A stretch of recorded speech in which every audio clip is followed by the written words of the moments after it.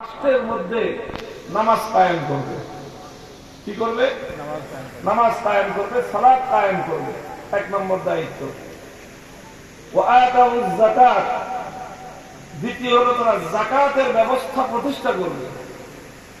রাষ্ট্রের মধ্যে, সমাজের মধ্যে যাকাতের ব্যবস্থা প্রতিষ্ঠা করবে। যেই যাকাত সমাজের দরিদ্র মানুষ, ধনী মানুষদের কাছ থেকে গ্রহণ করে ওই সমাজের দরিদ্রদের মধ্যে বন্টন করা হবে রাষ্ট্রীয় উদ্যোগে, যাতে কোন একজন ধনী মানুষ যাকাত আদায় থেকে বিরত থাকতে না পারে। প্রত্যেকের কাছ থেকে তার যে অংশ দেওয়ার, সেই অংশ তাদের কাছ থেকে আদায় করবে। যারা ফসলি মাঠে চাষাবাদ করে, সেই চাষাবাদ যদি আল্লাহর দ্বারা সিঞ্চনের, বৃষ্টির পানির দ্বারা চাষাবাদ হয়, তাহলে সেই ফসলের মাঠ থেকে যদি সেটা অবশ্যই জমিন হয়, তাহলে ওসর নেবে, 10 ভাগের 1 ভাগ নেবে।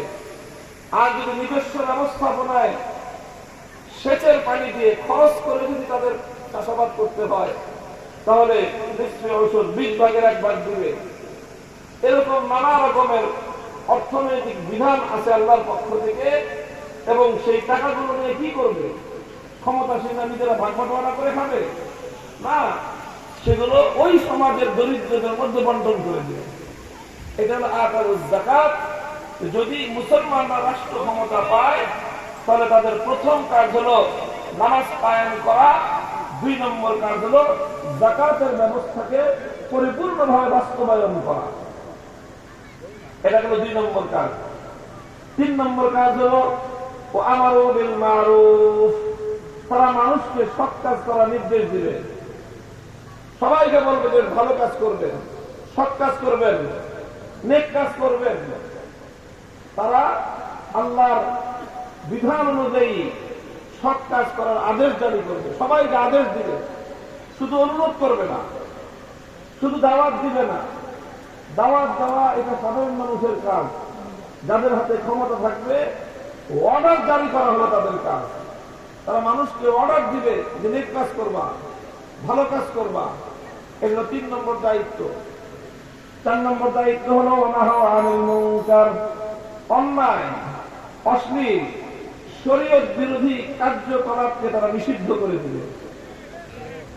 মানুষকে কোনো অন্যায় কাজ করতে দিবে না, মানুষকে খোদাদ্রোহী কাজ থেকে, শরীয়ত বিরোধী কার্যকলাপ থেকে বিরত রাখবে, বাধা দিবে, নিষেধ করবে।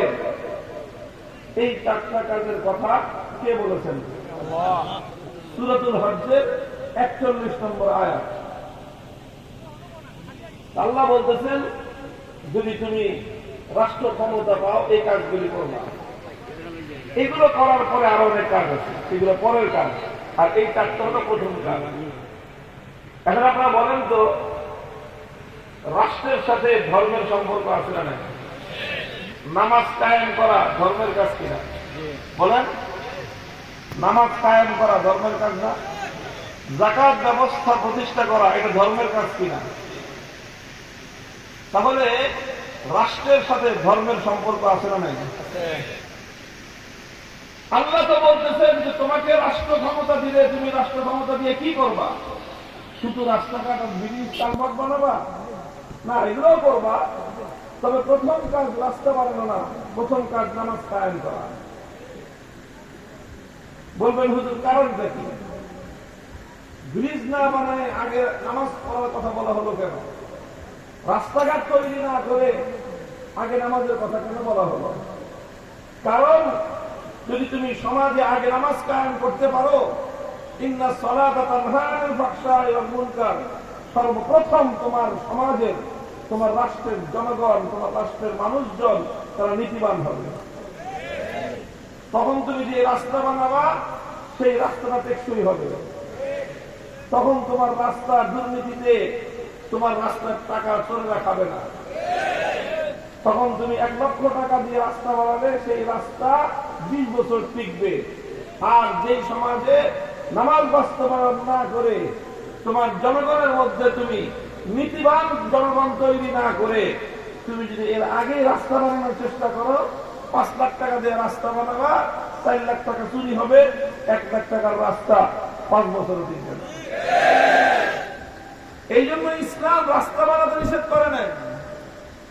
উন্নয়ন করতে নিষেধ করে নাই। অর্থনৈতিক উন্নতি আসবে, জনগণের জীবনযাত্রার মান ইসলাম শাসককে উন্নত করতে বলেছে। জনগণের প্রত্যেকটা প্রয়োজন পূরণ করার দায়িত্ব শাসকের। কত বড় দায়িত্ব! ইতিহাস বলে যে ইসলাম যে দায়িত্ব দিয়েছিল, সে দায়িত্বের চেতনায় উদ্বুদ্ধ হয়ে খলিফাতুল মুসলিমিন ওমর ফারুক রাদিয়াল্লাহু তাআলা আনহু বলেছিলেন, ওয়াল্লাহ লাউ আন্না বাগালাতান আসরাত আলা শাত্তিন ফুরাত লাকিফতু আন ইয়াসআলানি আল্লাহু আনহা লিমা লা তুসাদ্দি লাহা তরিক। আমি থাকি মদিনায়, কয়েক হাজার মাইল দূর, সেই কুফা বসরা, সেই এলাকায় ফোরাত নদী, সেই কুফা এলাকার হাজার মাইলের দূরত্বে নদীর তীর দিয়ে একটা গাধা, অবলা প্রাণী, ওটা হাঁটতে গিয়ে যদি হোঁচট খায়, পায়ে ব্যথা পায়, ওমর বলেন যে আমার ভয় হয় আল্লাহ আমাকে প্রশ্ন করবেন যে ওমর, তোমার বাড়ির সামনের রাস্তা তো বছরে 3 বার কার্পেটিং হইতো, আর আমার একটা গাধা চলতো যে রাস্তা দিয়ে, সেই রাস্তাটা তুমি ঠিক করো নাই, সেই রাস্তাটা এবড়ো থেবড়ো ছিল, এই জন্য গাধাটা চলতে গিয়ে হোঁচট খেয়ে পায়ে ব্যথা পাইল। কেন একটা গাধা ব্যথা পাইল? তুমি রাষ্ট্র ক্ষমতা নিয়ে রাষ্ট্রের সকল মানুষ না, সকল গাধা গরুর নিরাপত্তা তুমি কেন নিশ্চিত করতে পারো না? জবাব দিয়ে তারপর জান্নাতে যেতে হবে। কাজে ইসলাম উন্নতির কথা বলে না, উন্নয়নের কথা বলে না। ইসলাম ইসলাম রাস্তাঘাট ছোট করার কথা বলে না। আরে শুধু মানুষের রাস্তা না, গরু গাধা দিয়ে রাস্তা দিয়ে চলবে, সেই রাস্তা উন্নয়নের কথা ইসলাম বলেছে। আপনার কি দরকার বলেন? মানুষের প্রয়োজনটা কি? মানুষের যা কিছুর প্রয়োজন তার সর্বোত্তম ব্যবস্থাপনা ইসলামের মধ্যে আছে। কিন্তু ধারাটা বুঝতে হবে। ইসলাম বলেছে রাষ্ট্র ক্ষমতা পেয়েছ, প্রথম কাজ হলো জনগণের মধ্যে নামাজ কায়েম করো, তারপরে যাকাতের বিধান বাস্তবায়ন করো। যাকাতের বিধান যদি কোনো সমাজে বাস্তবায়িত হয়, সেই সমাজে দারিদ্র্য থাকতে পারে না। কারণ আল্লাহ পাক রব্বুল আলামিন প্রত্যেকটা জনগোষ্ঠীর জন্য পর্যাপ্ত পরিমাণ সম্পদ আল্লাহ ওই জনগোষ্ঠীতে দান করেন। তবে আল্লাহ প্রত্যেকের হাতে হাতে দেন না। কিছু বড় লোক থাকে, তাদেরকে আল্লাহ সম্পদ বেশি দেন। আর আল্লাহ বলে দিয়েছেন রফি আমওয়ালিহিম হাক্কুল লিস-সাইলি ওয়াল মাহরুম, যে বড় লোকদের সম্পদে গরিবদের হিস্সা আছে। যাকাতের মাধ্যমে বড় লোকদের সম্পত্তি থেকে গরিবদের হিস্সা নিয়ে রাষ্ট্রের দায়িত্ব হলো গরিবদের কাছে পৌঁছে দেওয়া। মুহতারাম হাজির, কথা খুব সংক্ষিপ্ত, মৌলিক একটা কথা বুঝবার জিনিস। আল্লাহর কোরআন বলতেছে যদি মুসলমানরা রাষ্ট্র ক্ষমতা পায়, প্রথম কাজ করবে নামাজ কায়েম করবে, 2 নম্বর কাজ করবে তারা যাকাতের বিধান বাস্তবায়ন করবে, 3 নম্বর কাজ সৎ কাজের আদেশ দিবে, 4 নম্বর দায়িত্ব হলো তারা অসৎ কাজে নিষেধ করবে। এই কাজগুলো হলো ধর্মের কাজ। কথা বলেন ঠিক না বেঠিক? এই কাজগুলো হলো ধর্মের কাজ। নামাজ কায়েম করা ধর্মের কাজ, যাকাত আদায় করা ধর্মের কাজ, সৎ কাজের আদেশ দেওয়া ধর্মের কাজ, অসৎ কাজের নিষেধ করা ধর্মের কাজ।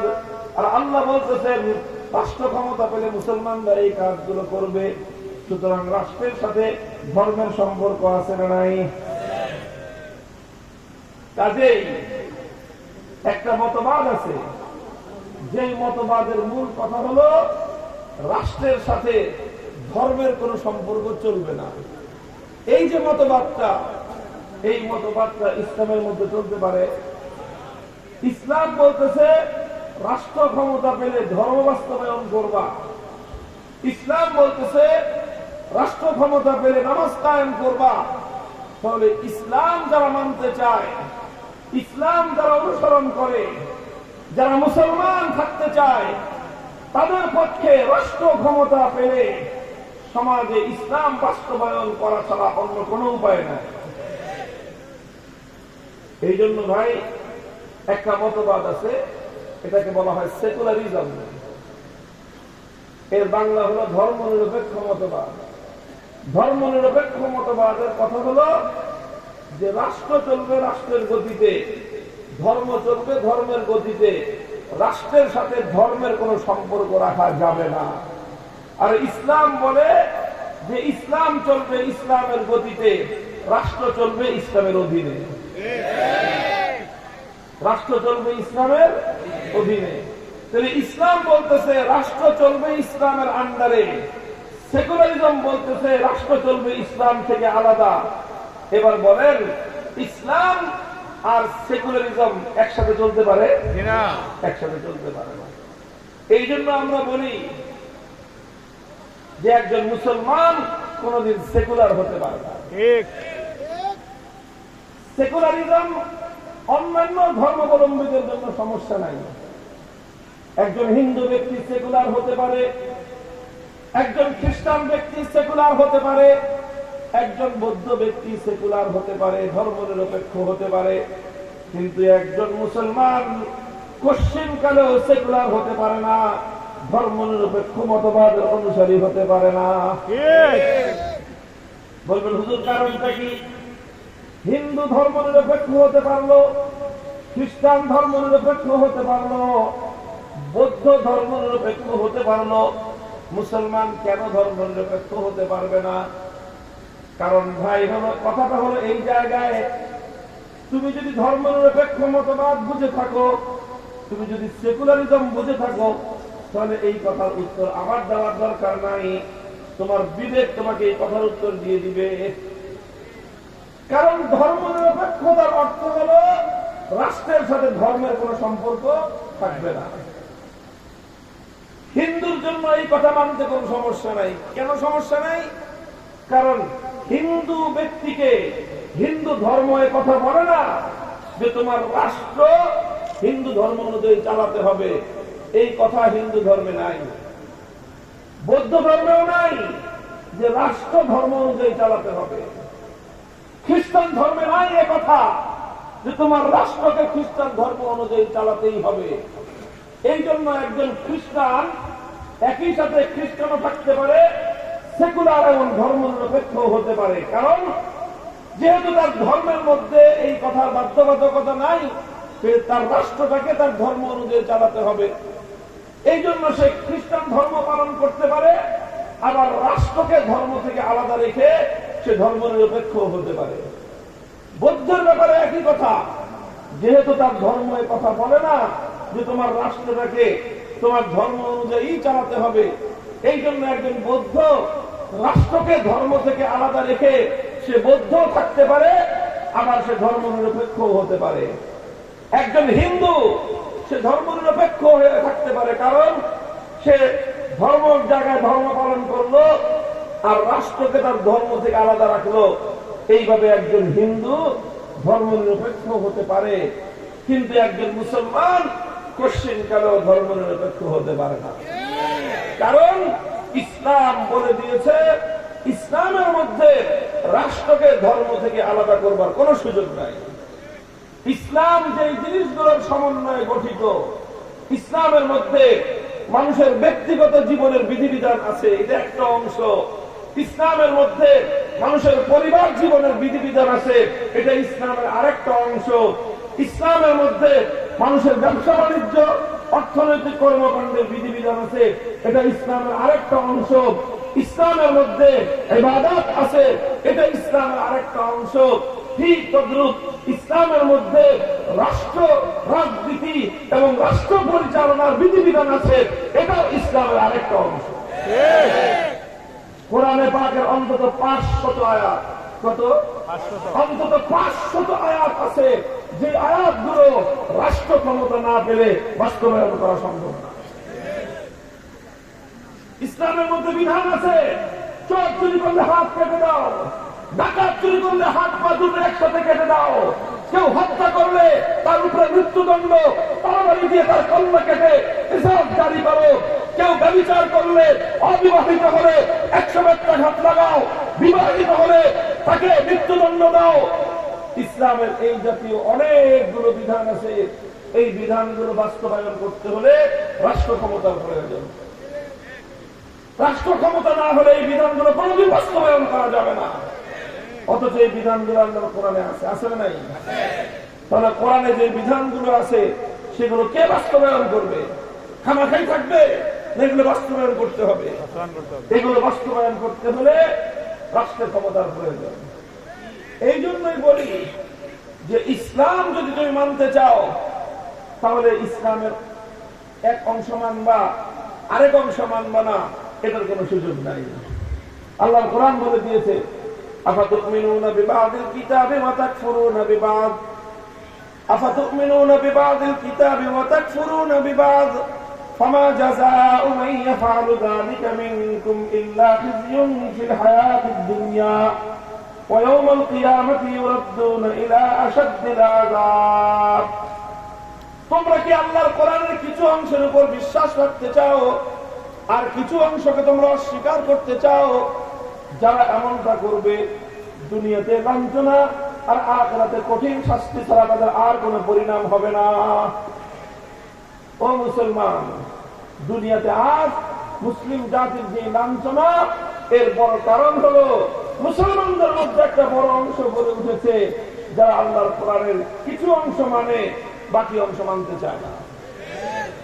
তারা নামাজের বিধান মানতে চায়, রাজনীতির বিধান মানতে চায় না। তারা মসজিদে আল্লাহর কোরআন মানতে চায়, রাজনীতিতে আব্রাহাম লিঙ্কন, কার্ল মার্কস, মাও সেতুং, লেনিনদের ইমাম মানতে চায়। ইসলামের মধ্যে তার কোনো সুযোগ নাই। এই জন্য ভাই, ওয়াজ তো